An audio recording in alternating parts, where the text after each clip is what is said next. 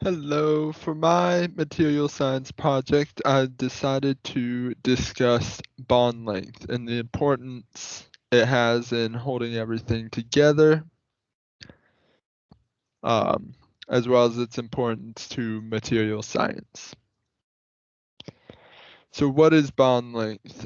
Uh, Bond length, in its most simple definition, is the length of chemical bonds, the bonds that hold atoms together. A more in-depth definition for bonds is or bond length is that it is a factor affecting the strength of bonds and the stability of atoms. Um, Bond length is a foundation for all chemical structures, um, and without proper bond length, these chemical structures could not be formed. The ideal bond length.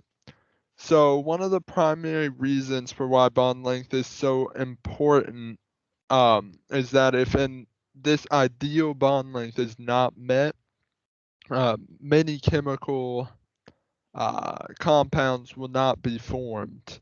Um, the ideal bond length is a bond length that minimizes um, or negates the attractions and repulsions between two atoms. Now, atoms um, are attracted to each other when the protons in the nuclei of one atom are attracted to the electron cloud of another atom.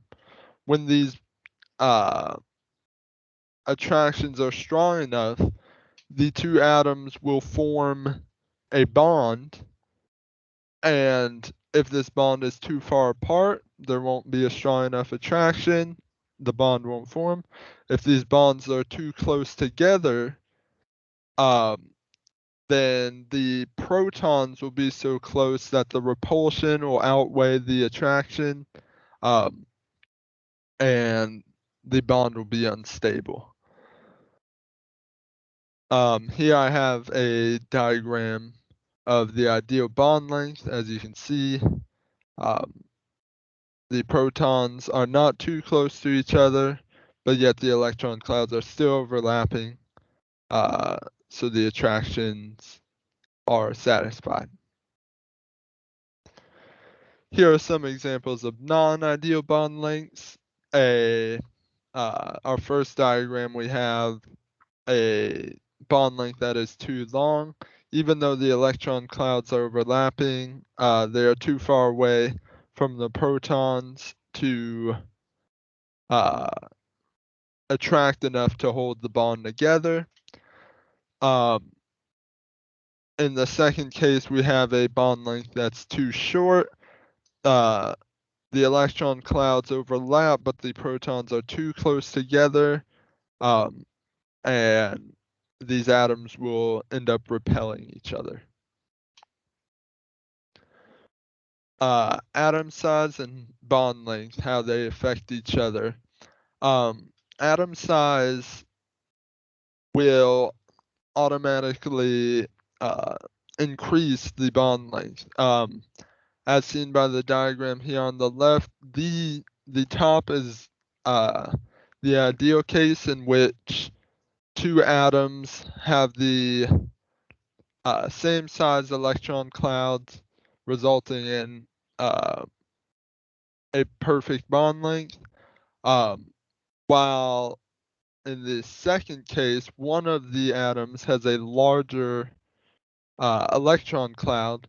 This results in a longer bond length, but this bond length is still ideal for reasons I'm going to discuss on the next slide. All right, so bond strength and bond length. Bond strength and bond length are directly related.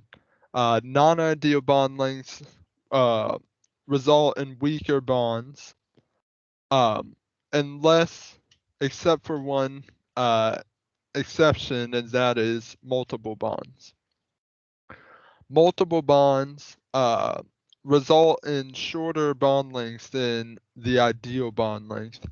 Um, but uh, when multiple bonds are taken to account, their bond strength outweighs the non-ideality or the repulsion, and it allows for having shorter bonds. Um, the more bonds that are added, the shorter that bond length can be, um, while still being uh, manageable or realistic. A result of this, though, is that double and triple bonds are quite unstable and will actively work to try to become single bonds. Why is bond length important to material science? Well, a lot of the materials we know of today rely on bond length. In fact, any material that contains covalent or ionic bonds is dependent upon bond length, and without proper bond length, um, ideal bond length formations, these materials are just simply not possible. The atoms would never bond, it just wouldn't work.